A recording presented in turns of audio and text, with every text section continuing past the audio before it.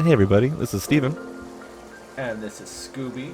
Welcome back to another episode of The Feedback, where Steven and I share music with one another, and by extension, share it with all of you. And then we discuss, give our thoughts, and just veer off wildly into wherever our ADHD riddled brains take us, as per usual. For our, I wouldn't call it a new tradition anymore. Just it's a tradition now. I will list off Part of my us. I part of us, yes. I will list off my triumvirate of beverages.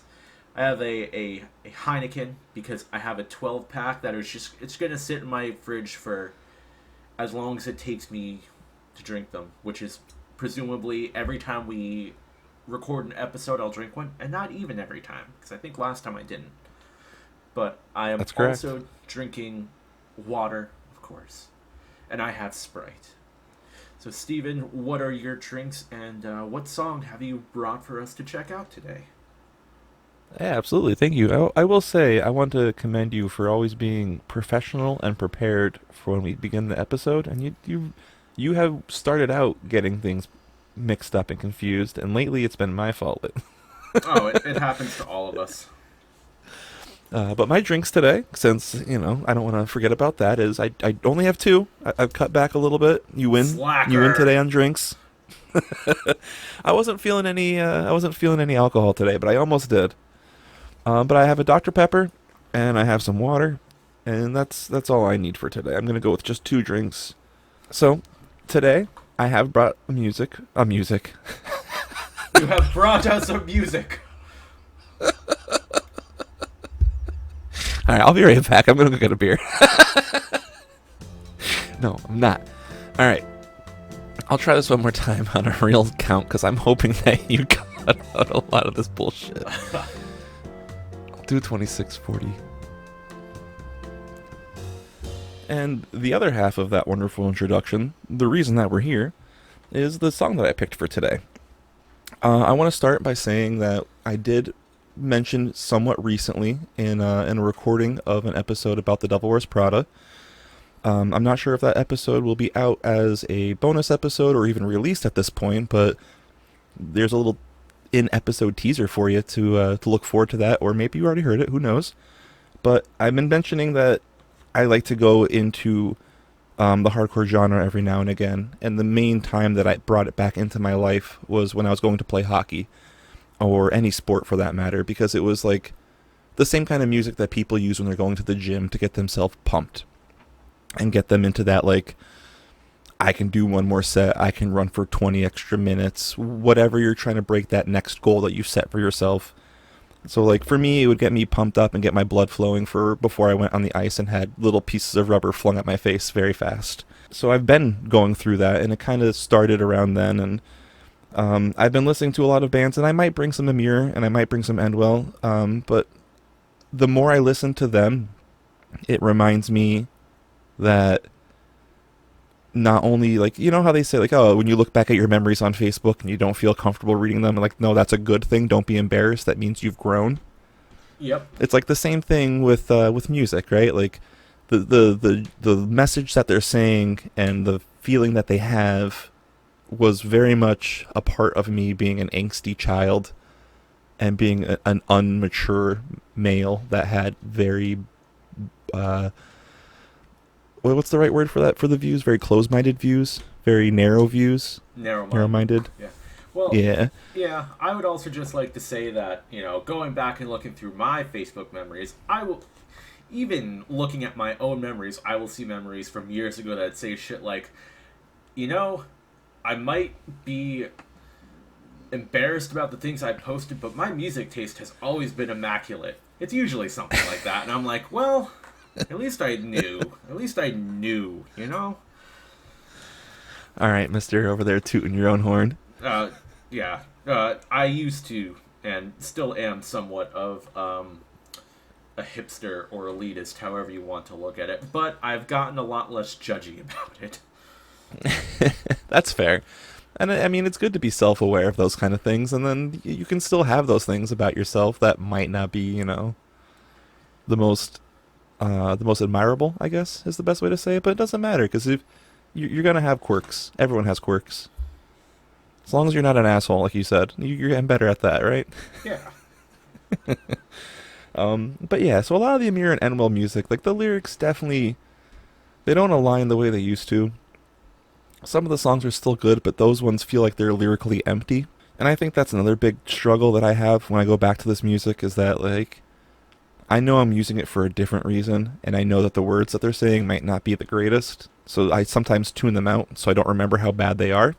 But that being said, there are tons of bands that are out there that play the same style of music to some extent that have much better lyrics going on with them, and one of them is one that we'll be listening to today.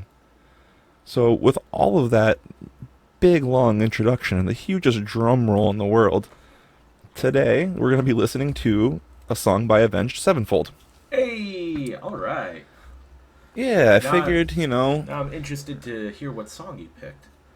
ooh, okay. Well, yeah, I'll tell you. Okay, so I was also having a little bit of turmoil going through all this, but I definitely wanted to pick a song that was a little heavier from them because if you know who Avenged Sevenfold is, and I mean, let's be honest, unless you're living under a rock, you've definitely heard the name.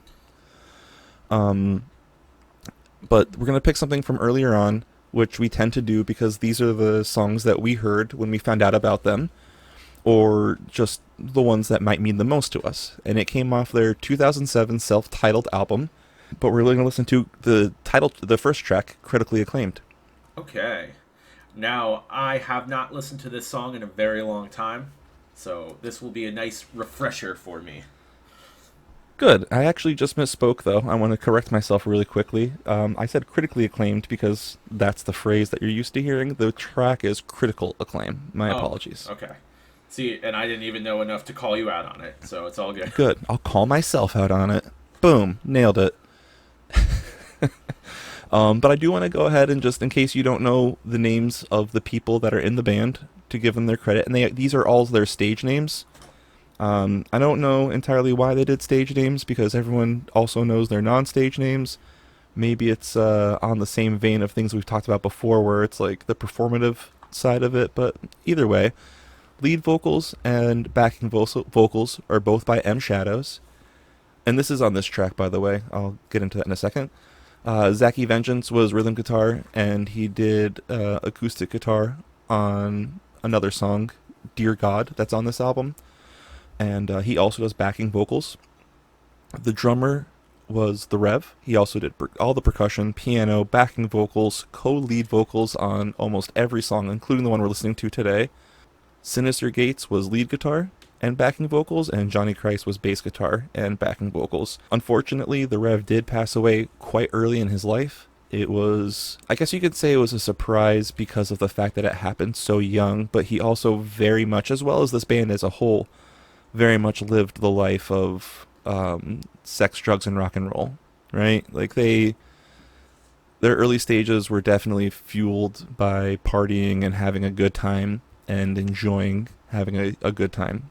But the passing of the Rev was also completely not revealed, I don't think. I mean, they said that there was a toxicology report that released a lot of things that were in his system at the time, but the coroner noted that an enlarged heart was that played the biggest role in the untimely death of him. But he died in 2009. He was only 21 years old. Yeah, and I Or no, remember 28 years old. I I apologize. the way I found out was actually you texting me. Yeah. Yeah, I remember. I remember when you texted me that. I was sitting on the couch in my living room, and I was like, "Oh man," like Yeah. because Avenged Sevenfold were a band that I had been aware of, like sort of on the peripheral of my, my music listening at that point. In high school, I had played with a local band that would cover Avenged Sevenfold stuff, and then when I met you and some of our mutual friends is actually when I really started getting into this sort of music more wholeheartedly or enthusiastically, I would say. Yeah, absolutely. And I mean, I think our mutual friend was the same. Obviously, the reason why I found them as well. But like, I listened to them I listened to 3 albums by them. I listened to them in 2007, which was this album, which is their self-titled. They had 3 albums before this one though. So they had 3 albums before this one. Then I listened to this album. I listened to Nightmare, and I listened to Hail to the King.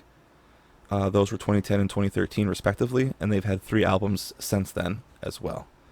So they have 9 total albums. They're definitely a very large catalog group, and I definitely mentioned earlier that they kind of made a progression in their music.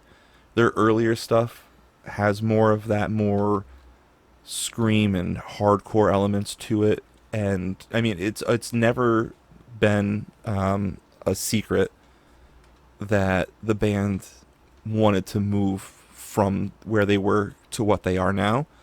They just didn't know what they wanted their sound to ended up becoming.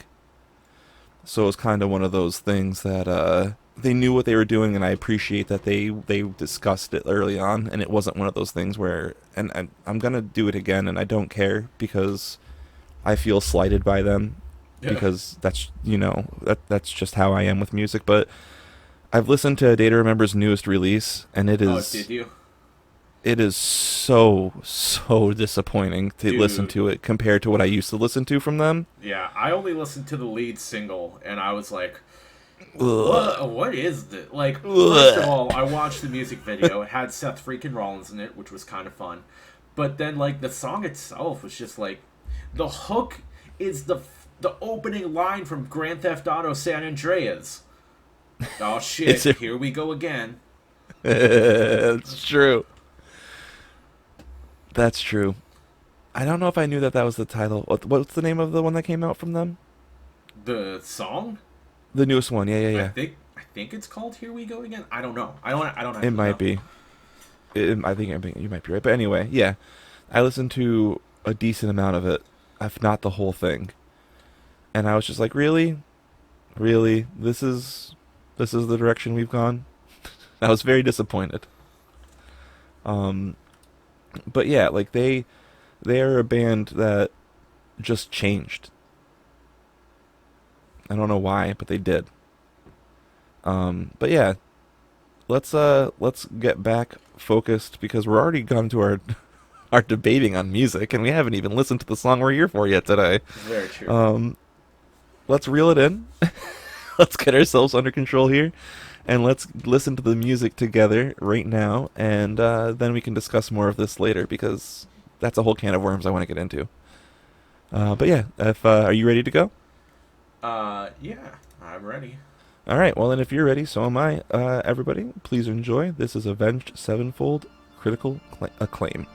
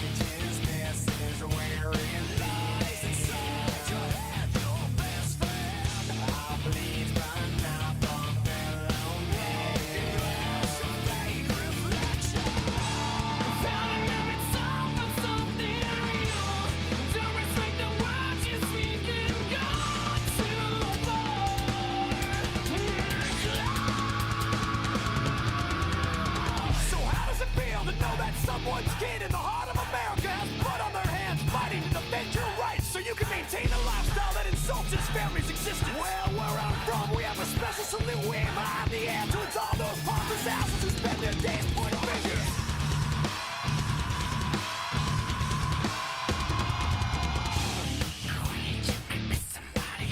Like the heartbeat of this country when it's tagging us too long. I'll be damned if you count me in as part of your generous hypocrisy collecting enemies. Tabloid gossip, queen worthless days. For us to bury you. Selfish agenda once again. This way I can tell you about it, I'm in something real. Don't respect the words you're speaking, gone too far.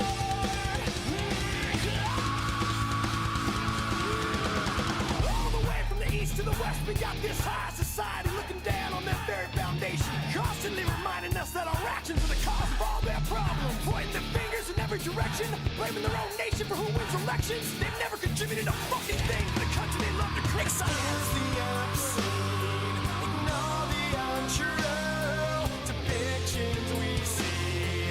Try and get through. Admitting mistakes can hurt.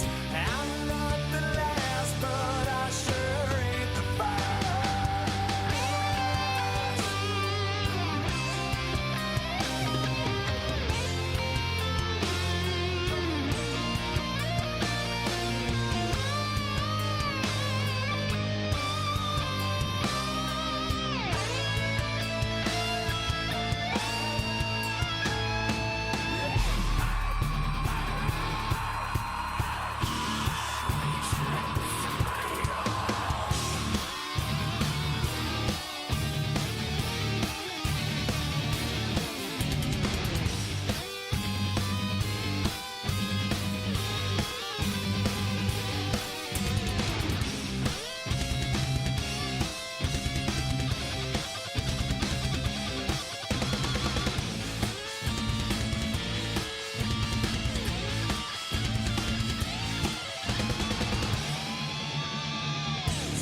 self-righteousness is where it lies. Inside your head, your best friend. I believe my I thought that I would glass your fake reflection. Found it, I'm in something real. Don't respect the words you're speaking, gone too far.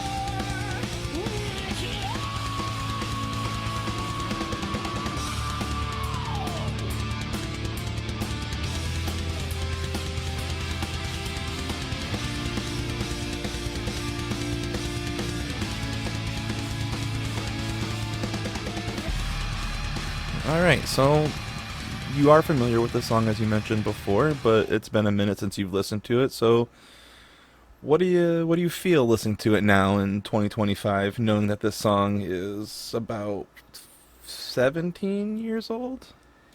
I have several thoughts. First of Yeah, all, this is the first track on the album, right? correct. Okay, Definitely yeah. sets the tone, don't you think? Yeah, that's what I was gonna say. Like it's a good like pump up track. How it starts with the organ and then just kind of rips right into it. I mean, the hallmark to me of Avenged Sevenfold has always been the dual guitar work. How they always have the synchronized riffs or the solos or the harmonized riffs and solos. That's something I've always really liked. Obviously, the Rev's drumming, and then I guess I've never really paid super close attention to the lyrics of this song because I never realized it was a political song. Honestly, Yeah. like just reading the lyrics and actually listening to them, and again, I haven't listened to this song in quite some time. But I think even back when I did listen to it, I didn't realize the subject matter of it.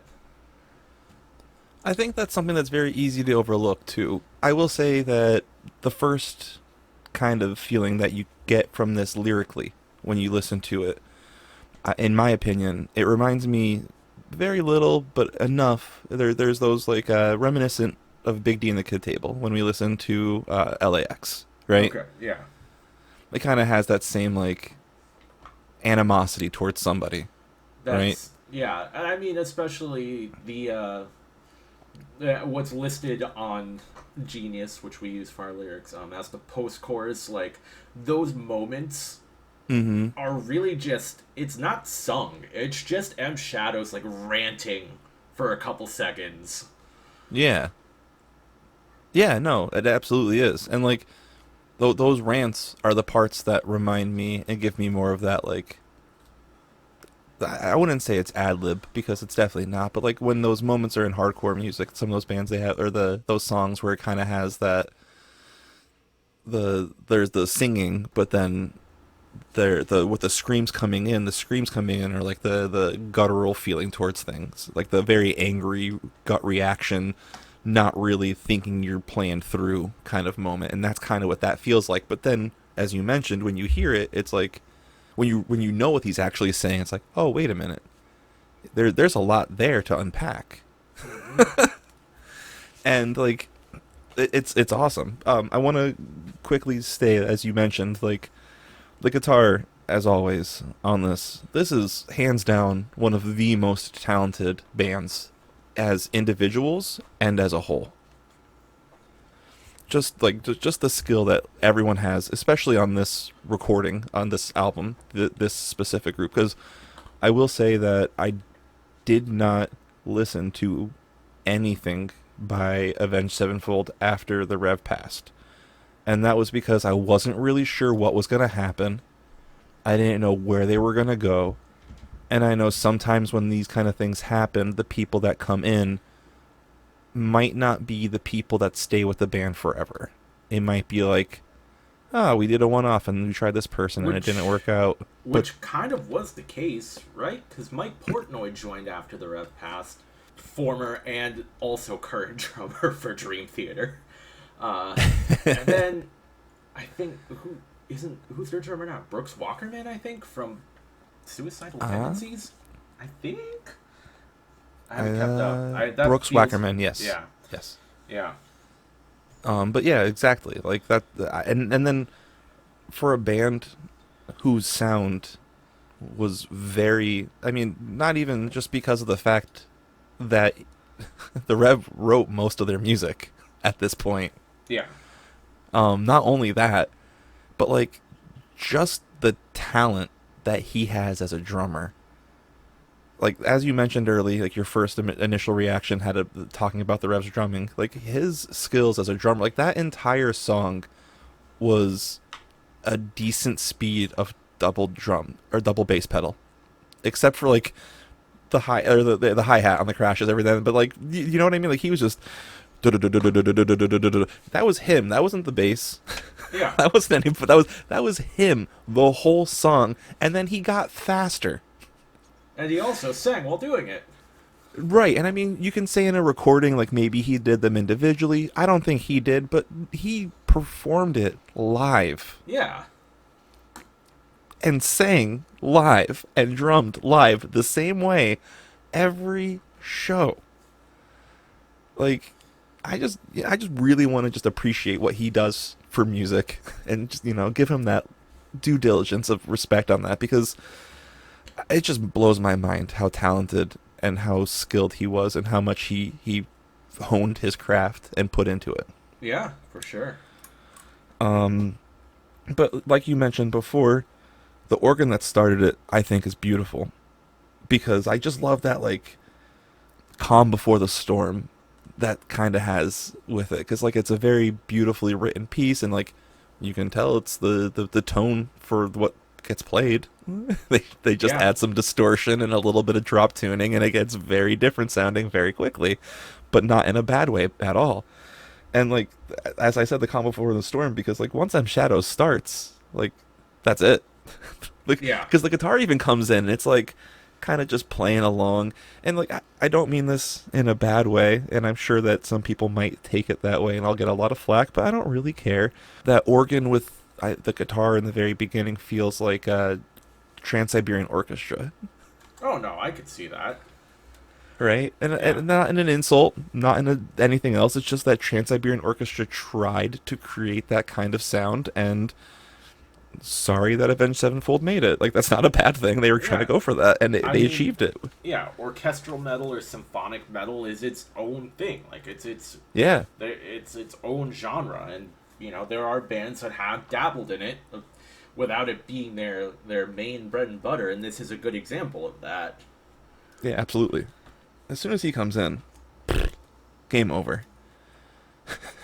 Yeah.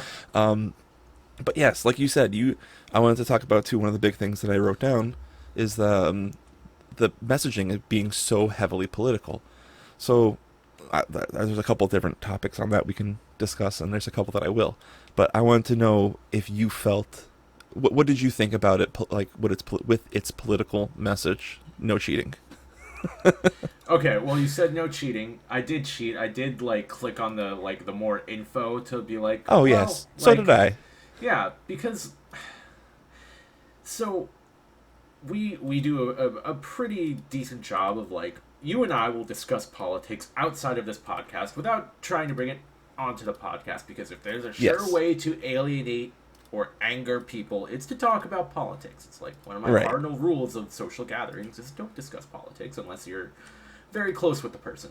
I don't know. Reading what it says, it's about people that criticize the armed forces, and I do see that, and I kind of agree with it, but I I find that blind support of any sort of authority figure is not something I agree with. I think I'll just say it that way. And by the Right. same token, I feel that going the complete opposite direction is also unfair.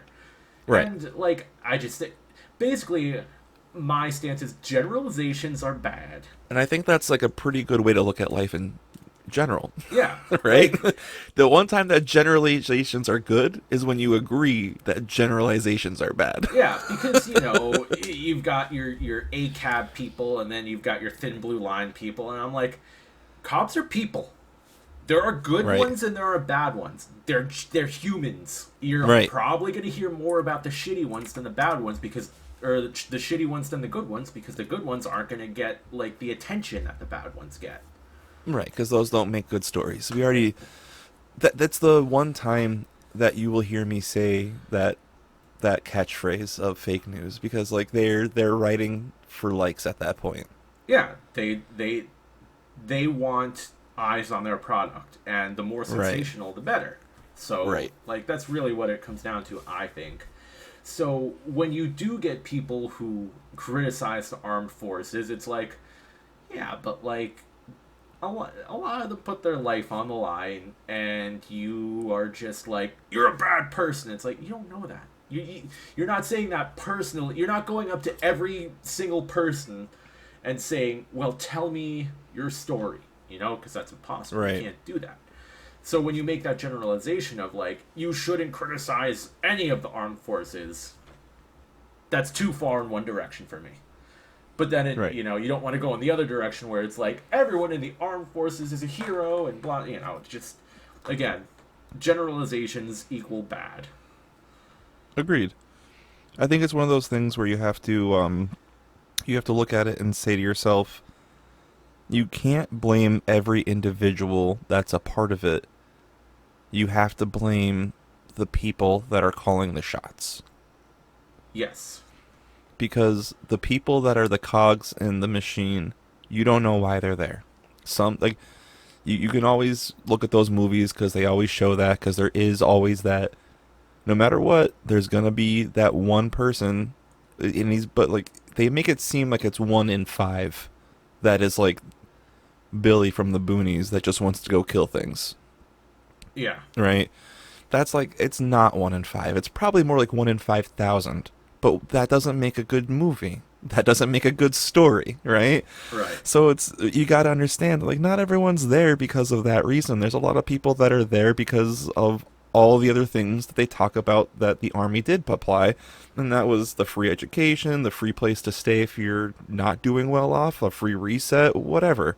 Not necessarily free because you're paying for it with the potential of your life, but you're getting paid by getting an education from them on their bill, plus job experience, plus work benefits and things like that, right? Yeah. And I don't know all of them. I don't have any family members that are direct blood resemblance or descendants of, yeah, that were in anything, so I don't know anything other than what I can hear or see here and there. But what I'm trying to say is, like, it is what it is. I respect the people that do it for the right reasons, Yes. and I don't want anybody to get hurt. I know Yeah. that sounds very hippie of me, but like, yeah, Yeah. Like I freely admit I couldn't cut it in the military. I'm fat. I'm out of shape. I've got bad vision. I couldn't do that. I can't do what those people do. And I even if you respect. tried, they tell you you couldn't. Like, Yeah. please, I want to. Like, no, you're a liability. I'm sorry. Yeah, and like I respect their physical capabilities, and not only their physical capabilities, but like you got to be made of pretty stern stuff to go through a lot of what they go through, you know. Yeah, So yeah, like, absolutely. I'm not going to be like, oh my god, you're an awful person, blah, just apropos of nothing, you know. Right. Exactly. No, I agree. Yes, they do talk about the military and the way that people feel about it, and I think one of the main things that we do need to remember is that this came out in 2007, so they were definitely in the midst and the feelings towards all the stuff that was going on in Iraq, and that the Iraqi War, is that the right way to say it? The Iraq War, the Iraqi War, the War on Freedom, or the Freedom Yeah. War, whatever the hell they called it. I don't even remember, Um, man. Me either. was so long I remember ago. something to do with freedom, but whatever George W. did, whatever he tried to spin it off as, he is what it was. That's what they're talking about then. And for those of you that weren't paying attention to the news then, either because whatever reason you did, but if you weren't alive then and you Yeah, I was haven't gonna heard the say. story, yeah, if you weren't alive in 2001, above the age of 12 or 11, like 10, if you were younger than 10 in 2001, you will not understand. Right? Is that the best way Yeah, to say that? I think so. And if you are under 10 and you haven't talked to somebody that is 10 to 15 years older than you and asked them how they're doing, you should, because they probably need a hug. But the reason I say that How many is global because, crises do we have to go through? oh, not even just that. Okay, we can talk about that because there's a lot. And Yeah. we could. And there are, and there were, and there is. Um, anyway, um, when I was 11 years old and this happened, I think I was 11 at the time. No, 13. 13. I was in class Me too. and I was just sitting there, and I was sitting there and we were talking about things to our teacher, and it was like an open discussion part of class because it was, without getting into anything else, it was just a different classroom than the rest of the school. I wasn't in a Montessori school at that age. I didn't even go to Montessori school, period. But like the teacher, we did have we had an extended period, and it was part discussion, part lecture, which was really nice. I liked it. It was probably the best way to learn, in my opinion. It felt like, I don't know. Anyway, I digress. So we're sitting there, and it's the open discussion part, and we're just kind of hanging out and talking about things. And then he goes, shh, shh, shh, shh, turns on the TV, and then we just watched what happened live. Yeah, they didn't 13 turn year on. They didn't turn the TVs on for us. They made an Good. announcement, but we did not watch it happen. Yeah. So like, at 13 years old, you're the same age, or you're younger than me? I can't remember. I'm gonna be 36 in like a week. So All right, 2 years or 1 year. 1 year. Yeah. So you were 12. So yeah, thankfully you didn't have that happen, but we're still talking like young, formidable years, and like we're just watching this unfurl live because we had the opportunity to. But like, what did like an event was going on, and like so polarizing too that a lot of people felt a type of way about the war yeah, and everything that was going on. So this is most likely like him doing what you're saying, like not necessarily saying like blindly appreciate everyone that's out there, but he's saying what you're saying, don't chastise everybody blindly, because like these kids are getting thrown into the middle of what's going on in the world. It's not their fault, and you're giving them all the grief, which is the opposite of what should be happening. yeah.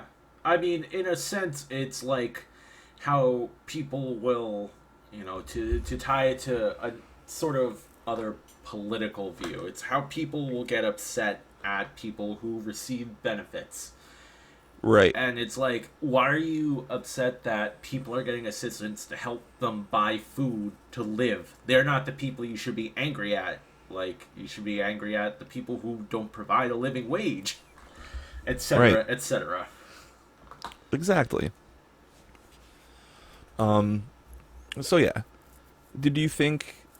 And I mean, we were just talking about politics, and that's fine. And it doesn't matter where we sit and where we stand on things, as long as we can find the common ground to still talk to each other, right? And that's just a general message to the world. You know, you can like what you like, but you shouldn't like it so much that it makes you hate me for something different.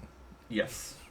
Do you feel like this song has any kind of leanings, or do you feel like without trying to like do anything else, I wrote that I feel like it's politically ambiguous.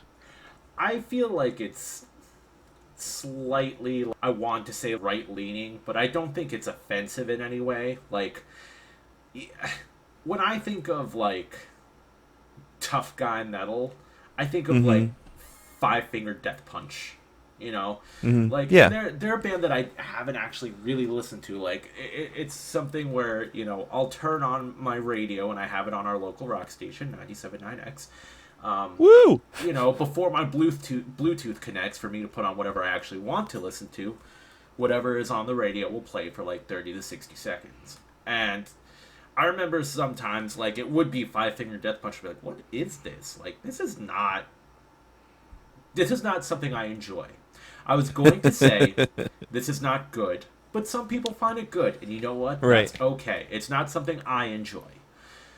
But, like, I feel like they're much more, I don't know, straightforward is the word, with their message.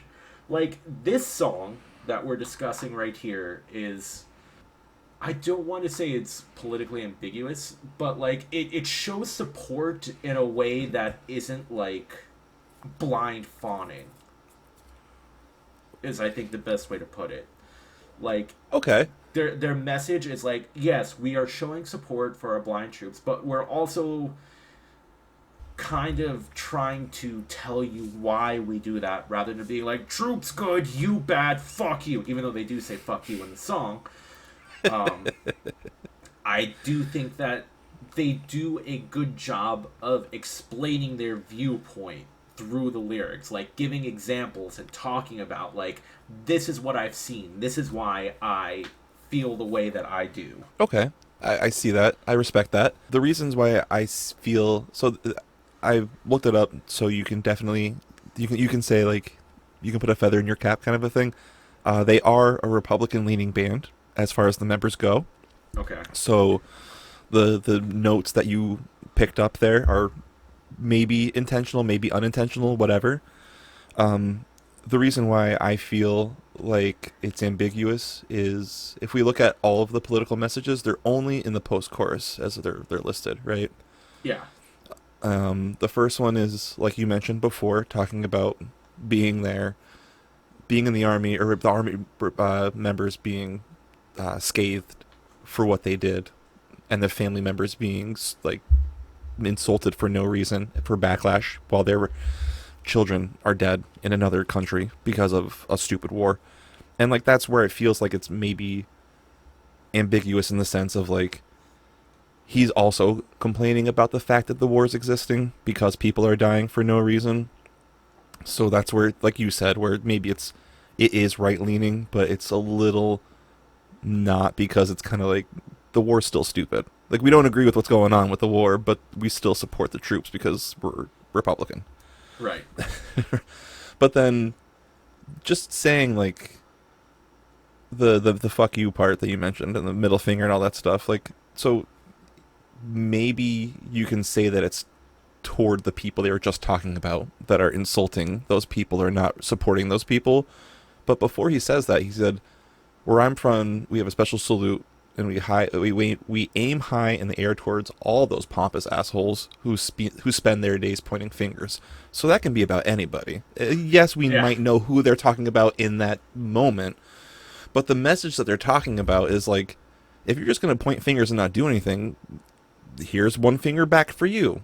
And that could be about anybody at that point. And yeah, Yeah. maybe the first half is about, well, we got a special salute for you for people that do that.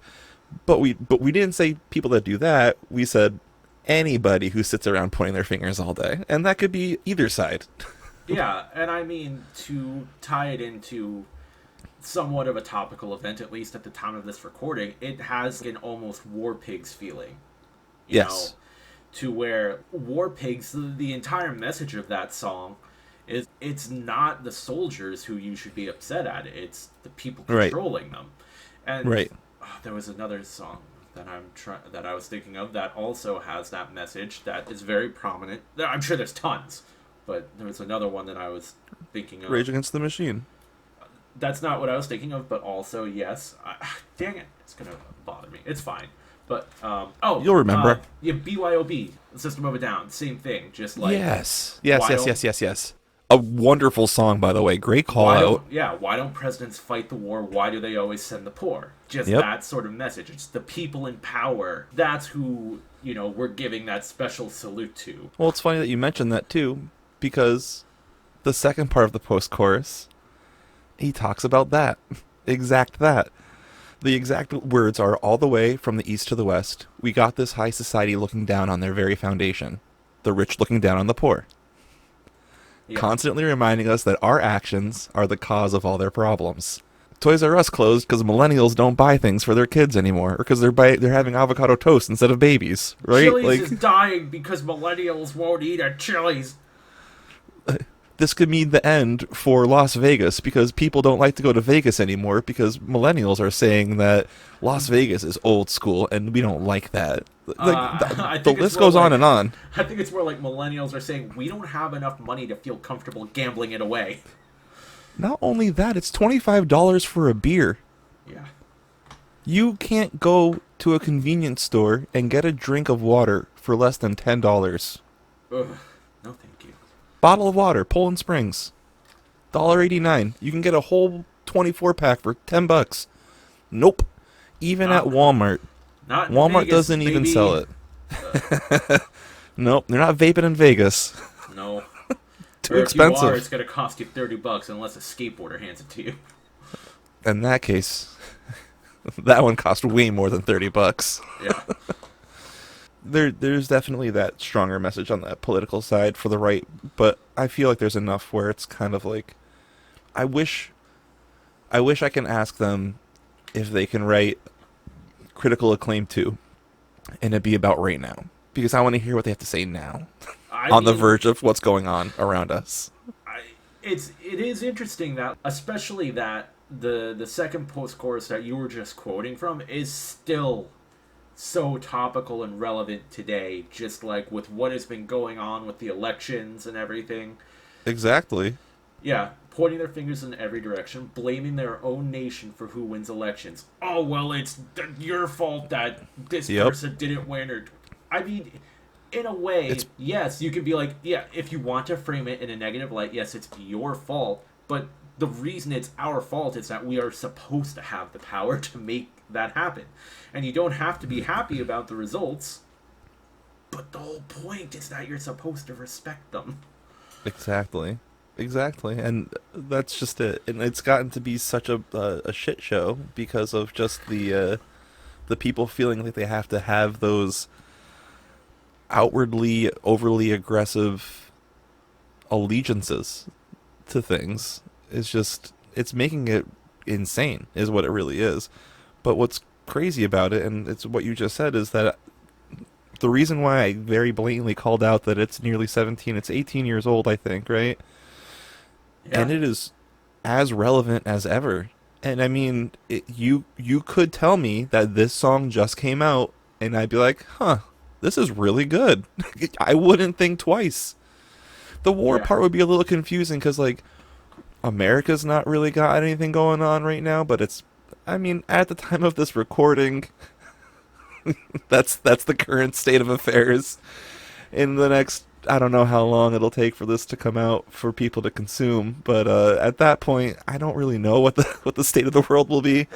Maybe this would be more relevant of a song at the time of release of this recording, but at this at the time of the recording, you'd have that little bit that'd be like, oh, maybe he's just talking about, how people are in general, because that is kind of something where it was for a while, where like you wouldn't see anybody necessarily like, you'd see the people in the airports clapping for everybody and like all that nonsense. Not nonsense. I guess it was supposed to be like, the support and the oneness, but like the reason why I say the nonsense is because the nonsense part of it was people, when social media was just budding out to becoming like this really ugly, toxic place where people were just saying the most outlandish things online because they knew that there was no immediate recourse for their actions. Yeah, no repercussions.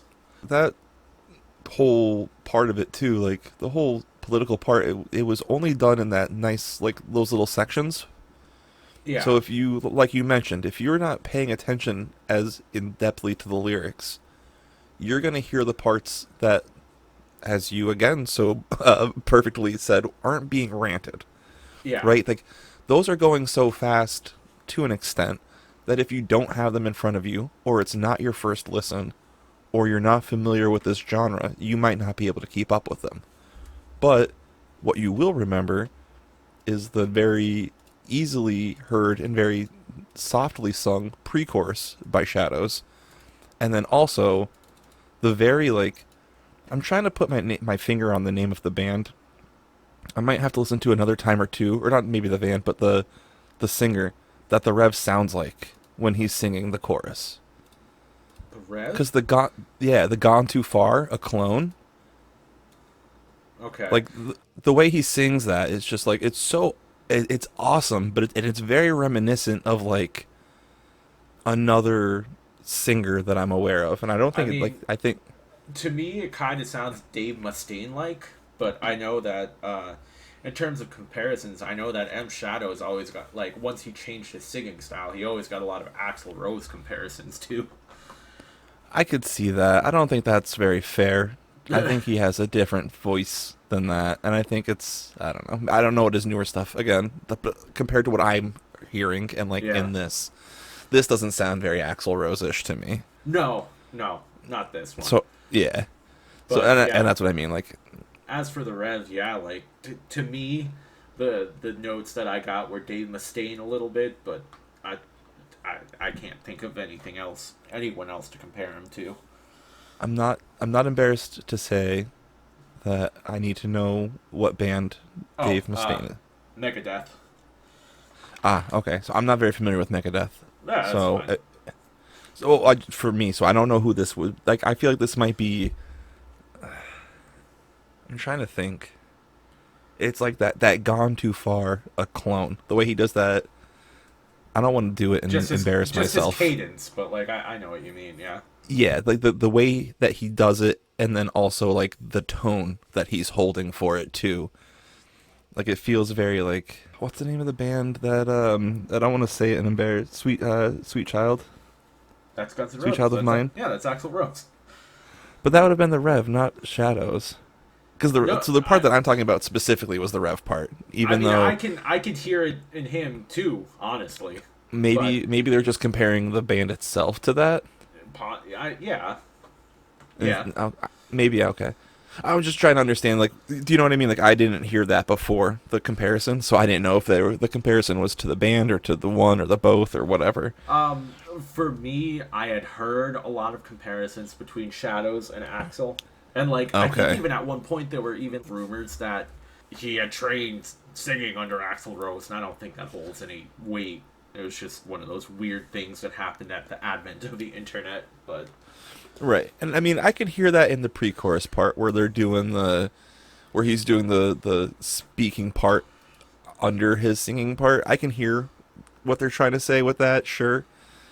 But, like, I don't know. I'm trying to think of, maybe that's not that, but I hear it with the way he says a clone. Like, the way he holds it out feels like that, too. Yeah. It feels like Axl Rose, too. That's what I mean. Like, and then, whatever. I don't care if I get heat for it. I'm not trying to be that person, clearly. Like, I don't think there's anything wrong with that comparison anyways. Like, Axl Rose is a very accomplished singer, even if you don't like his style or how he sings. Like, one of the best-selling bands of all time. You know, like Right. I don't think it's a criticism. It's just a comparison. That's fair. Either way, I think that if it's like the reason why I got defensive towards saying it to not insult anybody, but also not care if they did or not, was because who's that? I'm brain farting on the band right now that came out recently that they say sounds like an exact like Oh, mimic of an Greta Van Fleet, who sounds like yes, a carbon copy of Led Zeppelin, which at yes. first was kind of cool, and then after it's like, all right, guys, Do you got like, anything else? like, and like even this one makes a little more sense where it's like Mammoth, which is Wolfgang Van Halen. Yeah, Mammoth sounds a lot like Van Halen. Well, dude, it's Eddie's son, first of all, and second, like, it Right, sounds like a modern day Van Halen, where like they have picked up on a lot of like modern music trends or styles, whereas Greta Van Fleet was like, this is legit just carbon copy 70s Led Zeppelin. right. Which is crazy to think they took that album and that sound and just made it theirs. Literally, like not only just like musically, but vocally, Yeah, yeah, which is wild. It's almost like it's like a cover band, yeah. but And it's again, not. like, it's impressive the first couple times you hear it, and then you're like, okay, but what's your identity? Right. Like, because we've talked about it before. I mean, on this episode earlier, you heard me talk about it and critique it very aggressively. When bands exist, they exist and they make change and they keep developing and evolving. And there's still that like that part that you listen for, that thing that you liked when you first heard them. You still want to find that. You still want to hear it. That's the reason why Yeah, you're listening to them. So you don't want them to change so much that they don't remind you of who they are anymore. for sure. Like, one of my favorite bands is Coheed and Cambria. I've been a fan of theirs for like 20 years now, if not longer. And I'll fully admit that not the last album that they put out, but the one before it, I was like, I don't really like it. Just very few songs of it grabbed me. That doesn't mean I don't like Coheed and Cambria. I just wasn't big on that album. That's totally okay. I'm still gonna be like, they're still one of my favorite bands. That album wasn't it for me. That's all. Yeah, and I mean, I'm not gonna lie, I will still have a playlist on my iTunes, my Apple Music, whatever it's called, that's gonna say the A Day to Remember discography. But it's only going to include the The first discography that three I or four care about that albums. Yeah. exists. Because as far as I'm concerned, they are not a day to remember anymore. Yeah, it's gonna be like up to common courtesy. That's probably it. I mean, there's a few songs on their later albums that are good and I really really like, but like the one critique that I've always had and I've always said in my description towards them is that their first album was like if it was 12 songs, 10 of them were heavy, like that heavier sound, and 2 were ballads. And then then slowly it started trending It, in the opposite direction. exactly. And like I remember at the point where it was like a good 50-50 split and I remember hearing that album and I'm like, "Oh man, I don't know. I guess they have a chance." And then I feel like the album right after it was like an 80-20 again or like a 70-30, and I was like, "Oh, all right, cool. We got a chance. Maybe they're going to fix it. Maybe they're going to right the ship." And then everything after that was like 85-15 in the opposite. And it's Yeah. just been like, oh, I'm not going to listen to 13 songs to hopefully find one. Like, at some point, you got to realize, like, this isn't it for me anymore. Yep.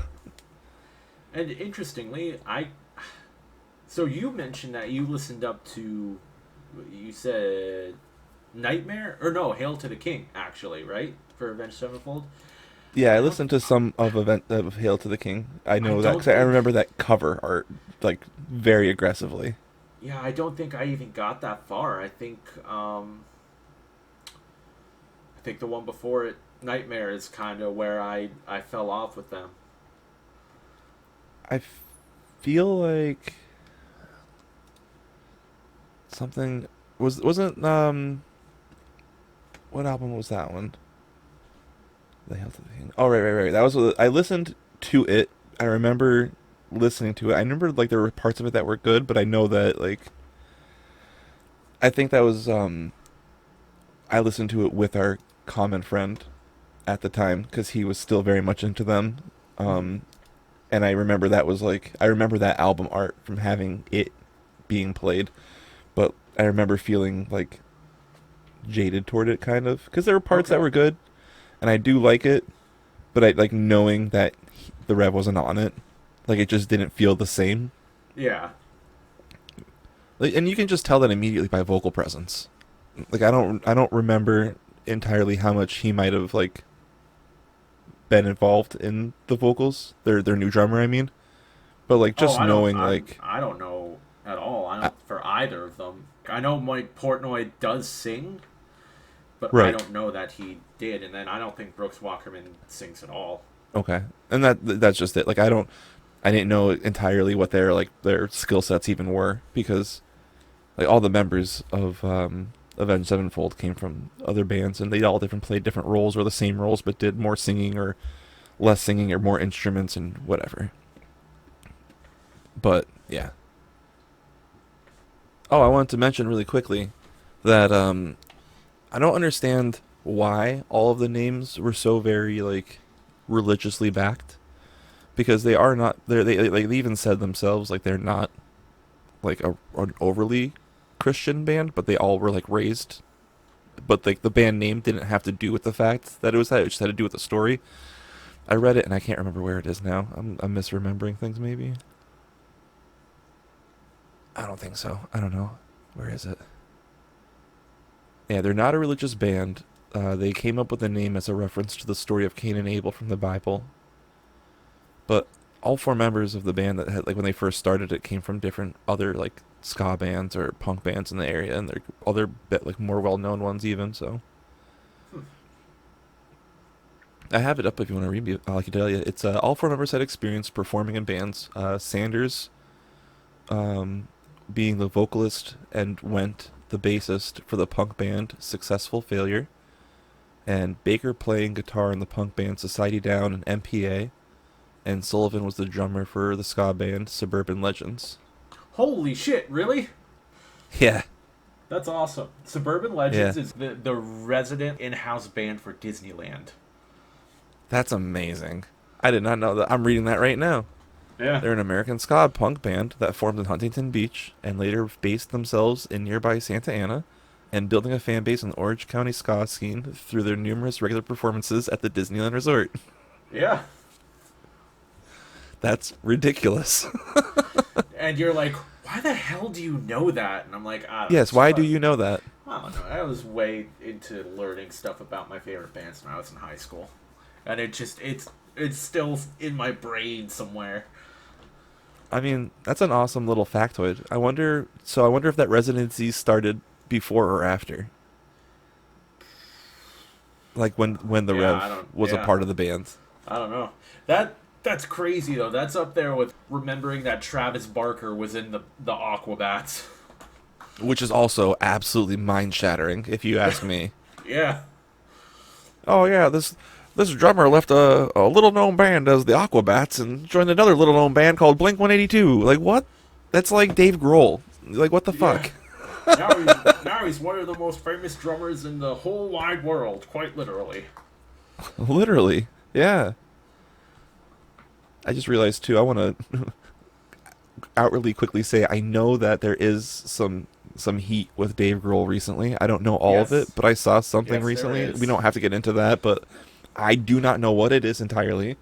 Oh, So whatever is going on, I have no claim, and I'm not backing him or anything, or I'm we don't not for have him or against him. Nothing. we don't have to get into it. Let me just say I'm disappointed in him, and it's another example of don't meet your heroes. And there are so few people that I look up to that I'm scared that terrible news will come out about them, and Dave Grohl was one of them. And I was like, God damn it, man! I'm so angry. Didn't have that on my bingo card. Yeah. Now it's just if if it ever came out that Mark Hoppus was a kid diddler, I'm done, man. Like, I can't. I love Mark Hoppus. He seems like such a genuinely good dude. And I'm like, if some bad news comes out about him, I'm just gonna be so upset. I will say this. I think you're fine with the kids, okay? Just don't let them near your dog, your grandma, or your dad. Okay, you're very right about that. Canonically true. Canonically true. So just keep, that away from the area and you'll be fine. Yes. I do want to say, really quickly, that the bands that I was bashing and the band I brought today were both on the same record company for a while. Hey. Yeah, they were both on Hopeless Records together at, I think, the same time, but in very different sounds. Yeah. I don't remember how long is Data Remember still on Hopeless? I don't think so. I know they were when they were good. I think they're on Fueled by Ramen now, if I remember correctly. I could be wrong. I'm going to shoot from the hip and just go ahead and say that explains a lot. Like, I don't even care. I'll double down on my comments today. I don't care. Find me in the comments. You won't. You actually will. But that's besides the point. Yeah. That being said, like, come back soon for another selection by me, which will definitely be in the vein of this music. Like, You're deep in the trenches.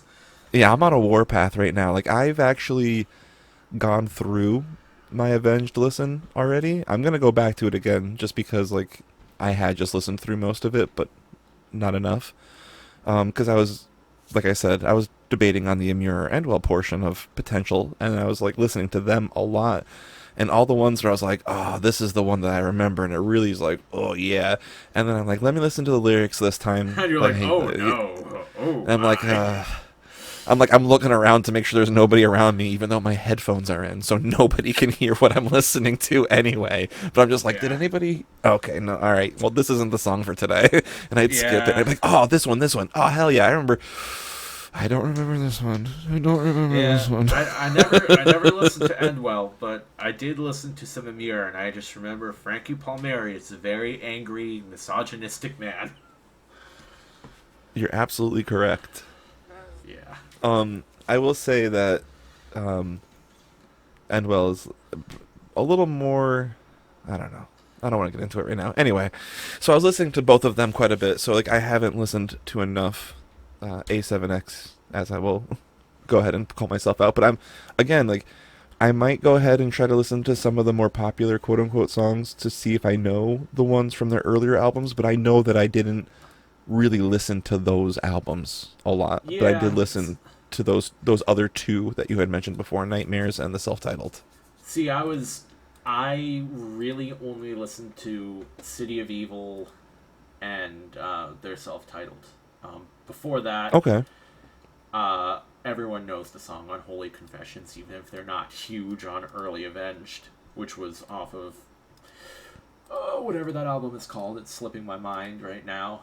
And then the one before that, like, that was like their first album, Sounding the Seventh Trumpet, which, Yeah. like you mentioned earlier, was like a much more like less melodic, more hardcore, I think.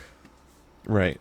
Two things real quick. I think it's interesting and kind of a fun coincidence that, we've talked about the whole I do the song of the day thing, and today I posted a good old classic metalcore, Stick to Your Guns from 2010. You sure did. And then you brought this to the table today, so I thought that was fun. And then Yeah. real quick, just out of curiosity, do you have a favorite Avenged Sevenfold song? I'm not afraid to say that I really, really do like Almost Easy. It's a great song. There's nothing wrong. It's a classic for a reason. Like, Right. you don't have to go for a deep cut to feel cool. Well, no. You're absolutely right. I don't need to be a hippie, not a hippie, a hipster. Words. I like this song because nobody's heard it. No, the main reason that that one's a big one for me, aside from like literally just how great it is that I've played it 8 million times on Rock Band or Guitar Hero, Hell yeah, dude. Me too. Me too. and like playing it with people and watching other people try to do the guitar solo and just laughing like endlessly at them, like because all of us, it's like you're playing the guitar, and when you start playing the guitar, like the song starts on a guitar solo, like the Yep. riffs are just like it's like oh my god, and then it like the guitar solo, like because if you're familiar with the game, it had like that illuminated key like fretboard, so it was like oh yeah, do really good, and like star notes for Guitar Hero, and I don't remember what they did for Rock Band. It might just been like glowing. Yeah. But like that you had those, and that usually meant like it was going to be a very intricate part if you're not familiar with the game. So like you're like, oh god, this is going to be fast and intricate, but like that part would end, and it wouldn't stop being fast, and it would not stop being intricate, and then there'd be another guitar solo that did it again even harder. So it's just like So you're literally watching people go from 100 to 2% in like three keys. I mean, the drums were the same. That is not meant for a single drum pedal. And Oh my god, no. I would also like to say, so ironically, that would mean that the song is not almost easy. Even the easy version is not like when you okay, I will say this, whoever worked at doing that either was very very like like diabolical, or they just didn't care, because the easy mode on this song to medium was like not right, and then hard was just like what you didn't prepare me for this at all. And then expert was just like, I can't do this unless I have a real guitar and years of practice. What are you doing to me? Yep. But also, exactly as you said, like the amount of drum pedals that broke trying to play Bro, this song on bro, anything other than medium. I had to buy a metal drum pedal for Rock Band because I went through like 3 plastic ones. I got a heavy foot. What can I say? But like, I think the biggest thing, my biggest gripe, I'm gonna tell this right now to Harmonix and whoever the other one is that made the Rock Band. And then there's other ones that aren't there now too. But like you guys could charge $20 for your game, and just sold the fucking instruments. Yeah, that was self bleeped, guys. I'm trying to get better. Um, the instrument, they could have sold the peripherals in solos, and they never did. Not Yeah. even like not even like the ones you'd always see in the Walmart or GameStop that were, what was the company, Mad Cats? Yep, the third party Mad Cats. Yeah. Yeah, they didn't even make guitars or drums, because I never understood why. Like, that was literally a gold mine. If you guys just sold the pedals, or you sold just the drum sets, or you sold a beefier version of it, like a super deluxe, like, you guys could have made so much money. Yep. And you didn't. Instead, you decided to charge like $80 for your game because you had to pay all the money to royalties for all the music that was on there. And you missed the point where you could have made the most money. It wasn't in selling song packs, it was selling us the fucking instruments. I'm mad now. I that has been pent up inside of me forever. But like, if you guys just did that, like, we already knew your instruments were made poorly with really cheap switches because you couldn't afford good ones. But like, the made in America standard is you gotta sell one to replace it then. Yep. Planned They, obsolescence. yeah, like they do it with phones, they do it with cars, they do it with everything. I mean, they have you buying water bottles. Like, come on. And here we are. I literally saw it, and I was so mad because it's the first time I saw an ad for a peripheral for Guitar Hero. And I'm like, I didn't know that people still cared.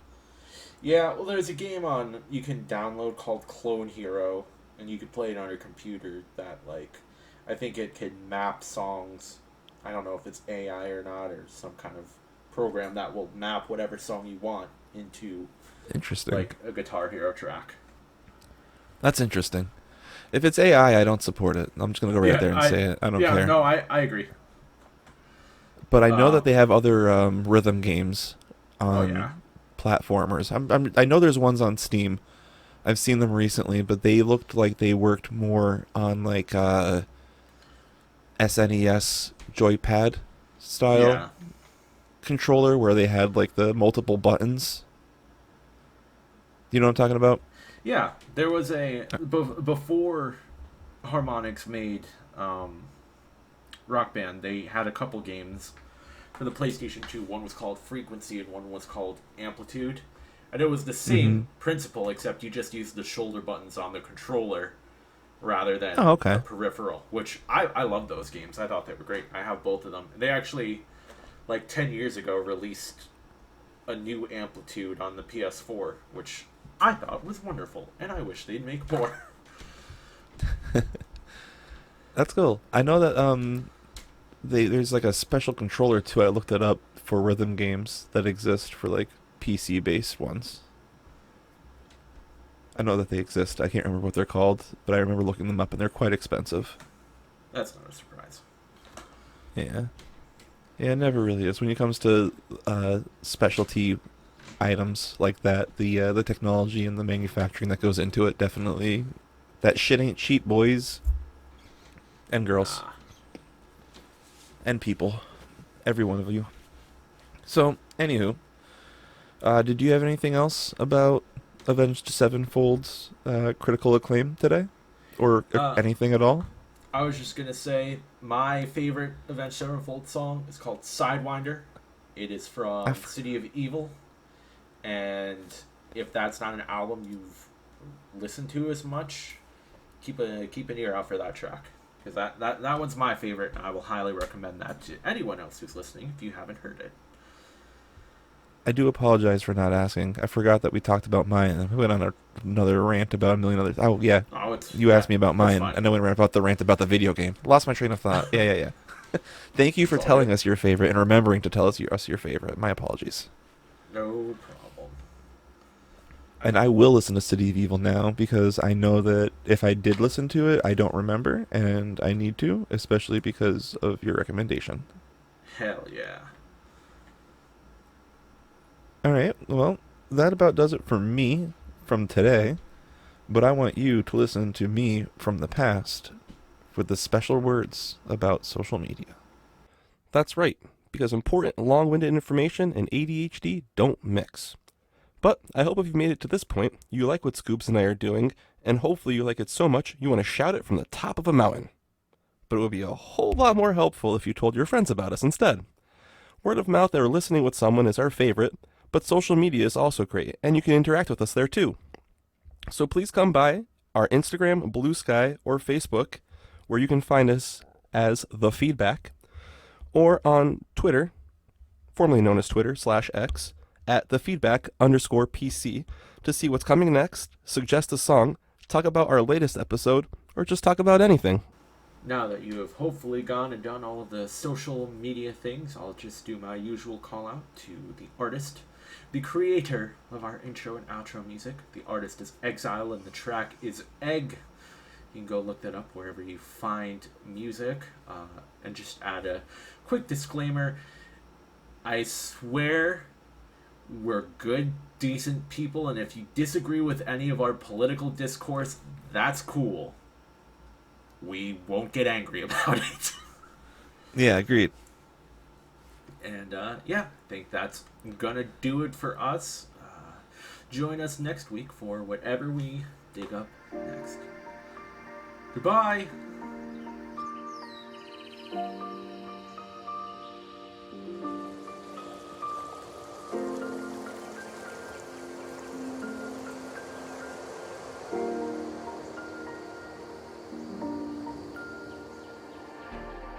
As you know what though, we got Macaque on recording, and that's the important thing. I'll never forget that. I don't even remember Especially what episode just- that was in. Like, did that go up already? No, it didn't go up already, I don't think. I'm pretty sure it was recorded when we were talking about starting. No, it was definitely at the end of an episode. I remember that. Oh, no, but I mean, like, releasing, I'm sorry. Oh, like, okay. when we started talking about, like, going out live with everything. Oh, okay. I'm not a man who watches many movies, and I saw that movie in theaters. I remember that. And then I have the song with the, like, super group of, like, emo bands. It was, like, Cobra Starship and The Academy Is. And I think it was the chick from Metric. Oh, yeah. I remember that. And it, I forgot that song existed. and it was for very so much long. like a song made for a movie. Like, you know how there was that song for, like, Caddyshack that Yes. is, like, all about... I can't remember who did it. For some reason, I'm thinking it's Kenny Loggins, but that might not be right. No, I think you're right, but it might not be. But yes. Just, like, you know... I find that to be kind of a lost art, like a song made for like the Ghostbusters theme song, man. Like, Yeah. that was made for Ghostbusters. Yeah. I wonder if I should say, I'll give you another clip of me saying the name of the song, because I didn't say it again. I don't know if that matters or not, but I will. Plus, you do have to share all the stuff with me. Exactly, so you can have another clip of it, so. Good job on... You're like, yeah, yes I am. I am all ready. Oh, yeah. It's like, convincing. I could just... There you go. Oh, I was gonna say, I could just look up the lyrics myself, but... You could, right, but they're here.